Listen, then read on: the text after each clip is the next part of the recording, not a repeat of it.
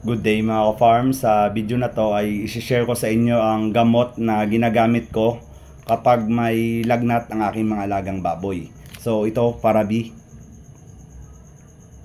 ng San Miguel Corporation.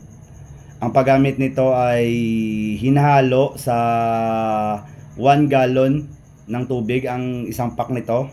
Then 2 beses ipapainom sa ating mga alagang baboy. Kwento ko lang, kahapon yung baboy ko ay mahinang kumain, then tiningnan ko mainit yung kanyang katawan, so indication yon na may lagnat siya. Then binigyan ko ng Paravi. So kapag magbigay pala tayo sa ating mga alagang baboy ng gamot sa lagnat, dapat yun may paracetamol, kasi kapag may paracetamol ay huhupa yung init sa kanilang katawan at babalik sila sa ganang kumain. So yun lang mga ka-farm for this video. Sa last part ng video na to ay makikita nyo ang second day na ng paggamot natin sa ating alagang baboy na may lagnat. So yun lang, happy farming, follow for more.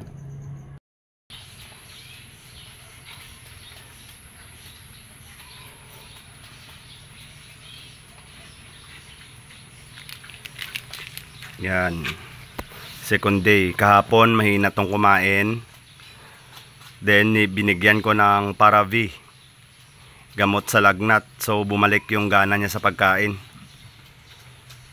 Second day na to. Bukas magbibigay pa ako para sure talaga. Yan, bumalik na siya sa kanyang pagkain. Kahapon wala talagang gana to. So binigyan ko siya kahapon ng paracetamol, isang sachet nito, yung 6 grams, para sure talaga na mawala yung kanyang lagnat at bumalik siya sa pagkain. Yan.